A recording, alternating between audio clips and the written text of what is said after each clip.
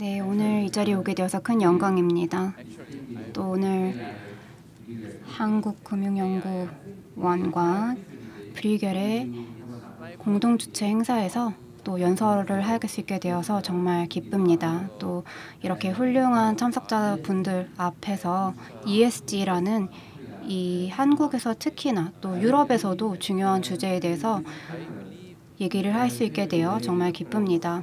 이 컨퍼런스를 통해서 저희가 더욱더 강력한 파트너십을 한EU 연구기관 간에 키울 수 있을 것 같습니다. 제가 오늘 발표로 준비한 것은 한국의 지속 가능한 금융입니다. 어떤 사람들은 환경보호가 경제에 도움이 되지 않는다 이렇게 생각을 합니다. 환경을 보존하기 위해서 돈을 써야 되는 것은 맞습니다. 그러면 경제 성장에 해가 될 수도 있기는 합니다. 그러나 기후변화는 인류를 위협하고 있습니다. 그래서 이러한 기회들을 저희가 잘 활용하면 경제 성장을 시킬 수 있는 기회가 될 수도 있습니다. 이 부분에 대해서 제가 오늘 얘기하고자 합니다. 그러면 가장 먼저 지속 가능성이라는 단어의 정의를 내려보도록 하겠습니다. 지속 가능성이라는 것은 무엇인가가 오래 남을 수 있게 하는 역량입니다. 지속 가능한 사회라는 것은 환경적으로나 경제적으로나 지속할 수 있는 것을 의미합니다. 그래서 환경 또는 경제 성장의 지속 가능성은 궁극적으로 존재하지 않을 수 있습니다. 그래서 환경과 경제 간의 트레이드오프가 있는 것은 맞습니다. 그럼에도 불구하고 사람들이 경제 성장을 할 수 있다면 환경보호는 하고 싶지 않다 이런 생각을 하고 있는데요. 저희의 목표는 이 두 가지를 다 한꺼번에 달성하는 것입니다.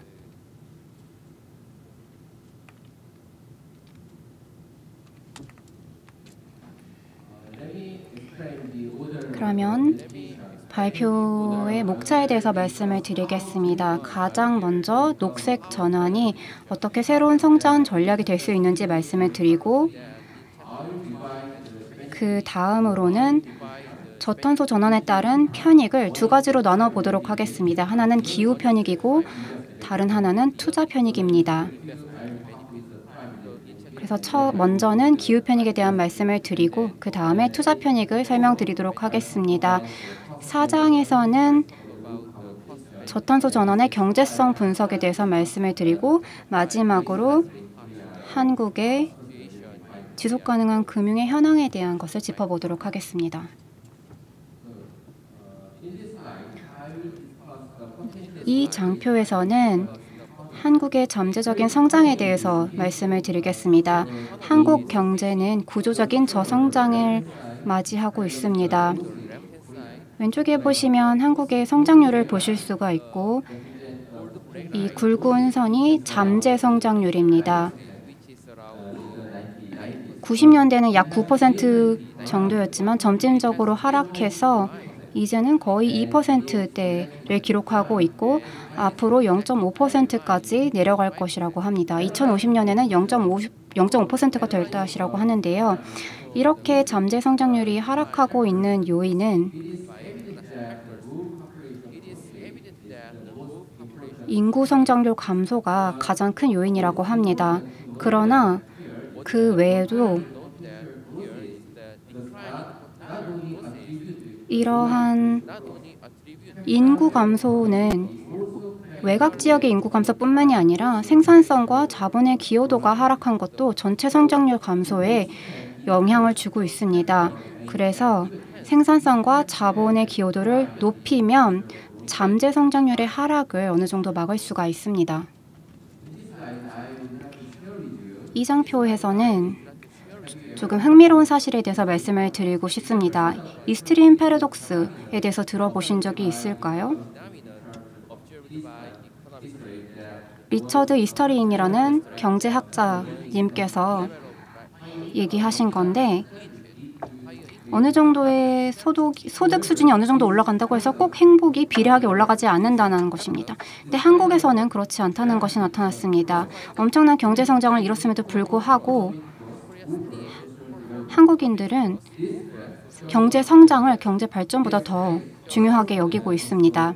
이 그래프를 보시면 한국이 저소득 국가보다 경제적 성과를 더욱 중요하게 여긴다는 것을 보실 수가 있습니다.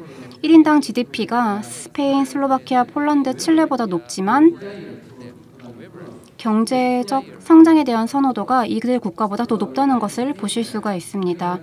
다시 말해서 한국은 새로운 성장 전략이 필요한 상황에 놓여 있습니다. 제가 오늘 강조하고 싶은 점은 저탄소 전환인데요. 저탄소 전환이 새로운 성장 전략이 될 수 있다는 것입니다. 실제로 다른 국가는 저탄소 전환을 새로운 성장 전략으로 도입했습니다. 코로나 팬데믹 이후 주요국들은 경제 정책을 강화해서 경제 회복, 성장 동력 재건을 기후 대응 명분 하에 추진해오고 있습니다. 왼쪽 그래프를 보시면 얼마큼의 투자가 국가별로 에너지 전환에 들어가고 있는지를 보실 수가 있는데요. 그러면 이 주요국들이 왜 저탄소 전환에 적극적인지 살펴보겠습니다. 물론 기후 대응에 하는 것도 중요하겠지만 기후 대응뿐이 아니라 다른 이유도 있을 것입니다. 제가 봤을 때 이 주요국은 저탄소 전환을 추진하는 이유가 기후를 대응하려는 것뿐만이 아니라 저탄소 전환이 경제 성장 전략으로 활용될 수 있기 때문입니다. 이 주요국들은 탄소 중립의 경제적 효과를 잘 이해하고 있습니다. 제가 2020년에 비슷한 말을 한 적이 있습니다. 적극적 대응은 장기적으로 물리적 피해는 줄이고 기술 혁신을 통해서 잠재 성장률을 높여야 된다. 이런 얘기를 한 적이 있는데요. 이 도표를 보시면 주요국의 탄소 중립 이행 전략을 보실 수가 있습니다. 이유는 유럽 그린딜을 2019년부터 시행해 오고 있고 미국은 저탄소 전환의 인프라법을 통해서 재정을 지원하고 있고 중국과 일본도 비슷한 전략을 취하고 있습니다. 그래서 주요국들은 저탄소 전환을 두 가지 이유로 추진하고 있습니다. 두 가지 편익을 위해서입니다. 첫 번째는 기후변화를 완화하는 것이고 두 번째는 투자의 기회를 확보하기 위한 것입니다. 그래서 2장에서는 기후 편익에 대해서 말씀을 드리고 3장에서는 투자 편익에 대한 말씀을 드리겠습니다. 그러면 기후 편익을 먼저 살펴보겠습니다. 탄소 중립에 대한 논의는 파리 협정 채택과 함께 2015년부터 시작이 되었습니다. 당시에 기후변화에 대한 컨센서스가 생겼고 그러면서 탄소 중립이 새로운 글로벌 패러다임이 되었습니다. 왼쪽에 있는 그래프를 먼저 보시겠습니다. 최근 첸이 내놓은 2020년 보고서에 따르면 전 세계 기온이 아무것도 안 했을 때는 2100년도까지 올라서 1851조의 손해를 야기할 것이라고 합니다. 근데 만약에 이 온난화를 1.5도씨 내로 제한한다면 그 피해액이 50조 달러로 줄어든다고 합니다. 다시 말해서 저탄소 전환으로 기후변화를 억제하면 1.5도씨 내로 억제하면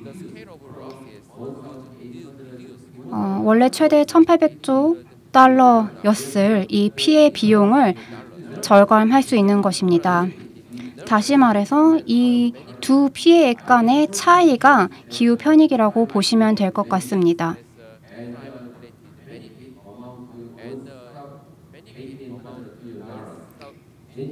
그래서 총 편익은 그 차액이 1,800조 달러입니다. 한국의 경우에는 이 기후 편익이 약 3,090조 원이고 약 2.7조 달러에 달합니다. 그래서 전 세계적인 기후 편익을 보면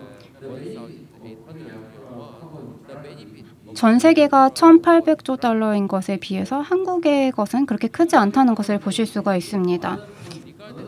기후 편익과 관련해서 저희가 고려해야 될 다른 부분도 있습니다. 그것은 기후 편익이 2050년 이후에 체감이 된다는 것입니다. 다시 말해서 한 세대 30년이 지나야지 이 기후 편익이 발생하게 되는 것입니다. 그래서 한국인들이 적극적으로 탄소 중립을 추진한다고 하더라도 이 노력들에 대한 편익이 그렇게 크게 두드러지지 않는다는 것입니다. 그러니까 한 세대가 지나야지만 그 편익이 발생하고 눈앞에 보이게 될 것이기 때문에 그래서 대중에게 탄소 중립을 설득하는 것이 기후 편익으로만은 충분하지가 않습니다. 더 많은 편익이 있어야지 대중을 설득시킬 수가 있습니다. 그것이 투자와 관련된 부분이고요. 다음 장에서는 투자 편익에 대해서 말씀을 드리겠습니다. IEA 보고서를 보면 2021년에 청정에너지 산업의 기회에 대해서 다루고 있는데요. 청정에너지 분야에 상당히 많은 신시장의 기회가 있을 것이고 이 수요가 2050년이 되면 27조 달러를 기록할 것이라고 전망했습니다.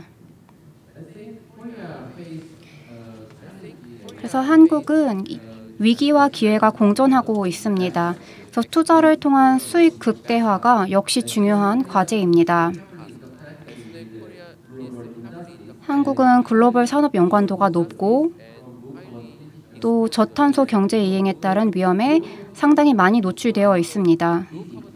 그래서 저탄소 전환이 한국에서 쉽지는 않지만 그렇다고 해서 리스크만 있는 것이 아닙니다. 만약에 성공적으로 저탄소 전환을 달성한다면 이것이 한국의 경제적 측면에 있어서 기회를 제공할 것입니다. 그러면 투자 편익의 소스를 살펴보겠습니다. 세 가지 경로를 통해서 투자 편익을 실현할 수 있는데요. 첫 번째는 신시장 선점이고 두 번째는 생산성 향상입니다. 제가 이전 장표에서도 말씀드렸지만 녹색 기술이 생산성을 상당히 향상합니다. 그리고 마지막은 인프라 확대를 통해서 투자 편익을 실현할 수 있습니다. 이번 슬라이드에서는 투자 편익이 얼마인지 말씀을 드리고자 합니다. 한국이 저탄소 전환을 통해서 달성할 수 있는 투자 편익인데요. 이전에도 말씀드렸지만 투자 편익은 세 가지 경로를 통해서 실현할 수 있습니다. 첫 번째, 즉 신시장 선점을 통해서는 1,339조 원의 투자 편익을 달성할 수 있고 두 번째 경로, 즉 생산성 향상으로는 495조 원이 될 것입니다. 그리고 마지막으로 인프라 확대를 통해서는 453조 원의 투자 편익을 달성할 수 있습니다. 그래서 이 세 가지를 합해보면 약 2,347조 원의 투자 편익으로 환산이 됩니다. 그래서 기후 편익의 76% 수준이 되는데요. 우측의 그래프를 보시면 탄소 중립의 총편익 곡선을 보여주고 있습니다. 투자 편익과 기후 편익을 둘 다 보여주고 있는데 기후 편익은 투자 편익보다는 많지만 2100년이 되어야지 더 많아집니다. 그리고 이 기후 편익은 2050년이 지나야지 실현이 되기 시작합니다. 제가 저탄소 전환에 따른 편익에 대해서 말씀을 드렸지만 이제 비용에 대한 말씀을 드리도록 하겠습니다. 주요국은 얼마큼의 투자가 탄소 중립에 필요한지를 계산해서 그것에 따라서 파이낸싱 로드맵을 수립하고 있습니다. UNFCCC에 따르면 2021년에 글로벌 탄소 중립 관련 투자가 4.8조 달러 이를 전망이라고 했습니다. 2031년에서 40년 사이에 4.8조 달러 이를 것이라고 전망을 했고 UNFCCC 말고도 EU, 미국, 중국도 비슷한 전망을 내놓았습니다. EU 같은 경우에는 잼 E3 방법론을 갖고 추정을 했는데요. 총 비용이